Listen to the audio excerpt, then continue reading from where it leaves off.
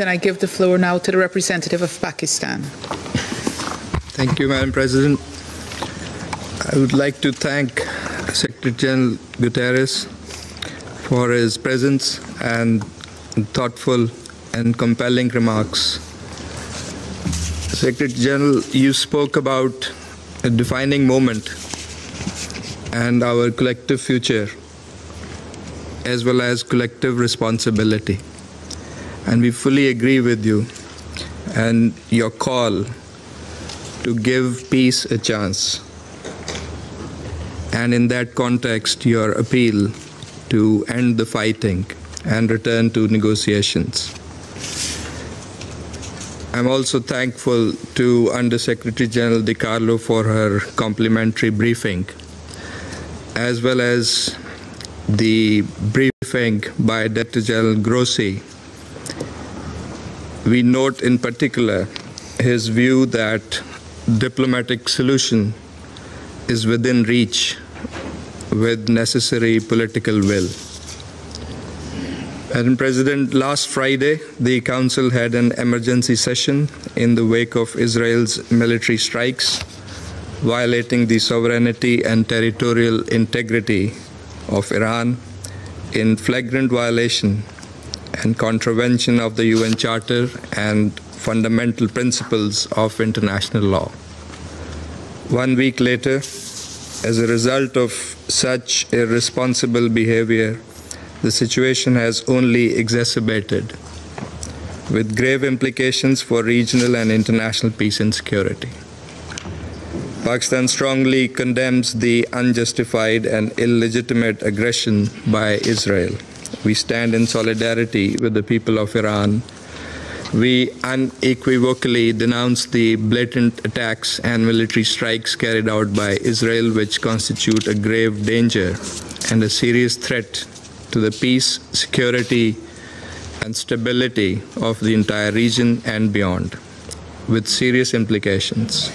We offer our sincere condolences and sympathies to the brotherly people of Iran on the loss of life as a result of these unprovoked attacks.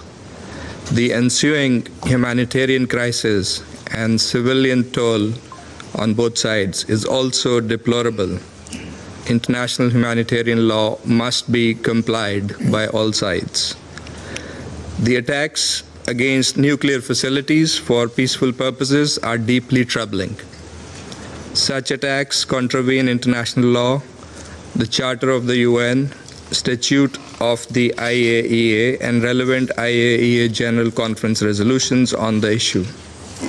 It is the responsibility of the IAEA to clearly pronounce its legal position with regard to such attacks, as well as to report it to the Board of Governors and to the Security Council about the legal safeguards, safety and security implications of such attacks. The agency should fulfill that responsibility.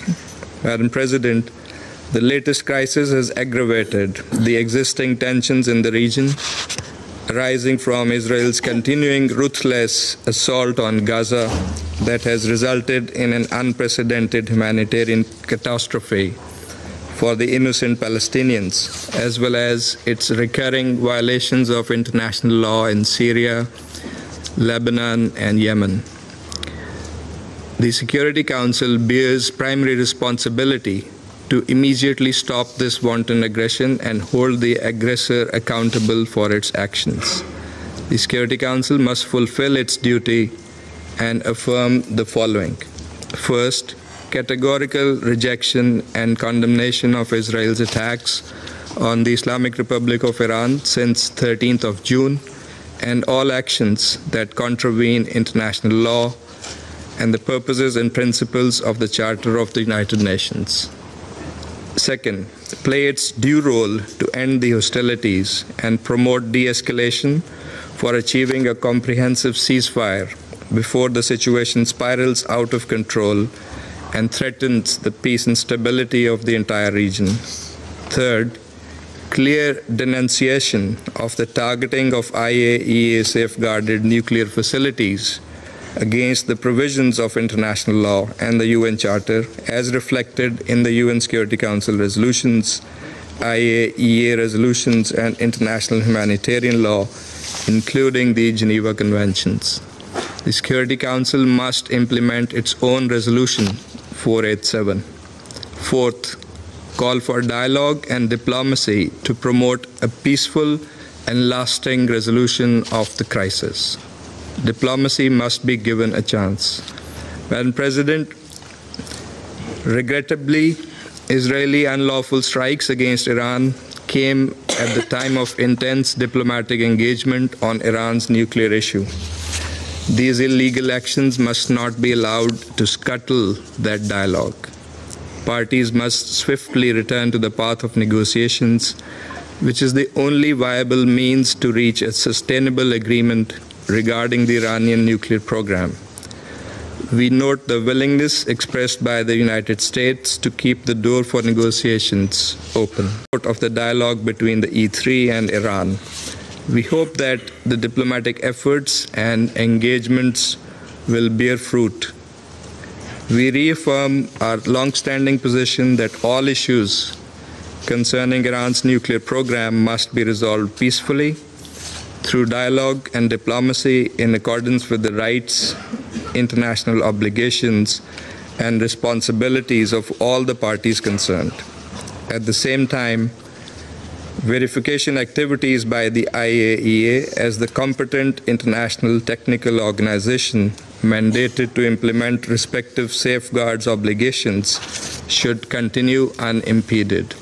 The IAEA must continue its work in an impartial and apolitical manner to provide objective reporting and credible information regarding the issues under its purview. Madam President, this is a critical moment. The Security Council must fulfill its responsibility and facilitate peaceful resolution of disputes. Military means and coercion cannot bring about a lasting settlement.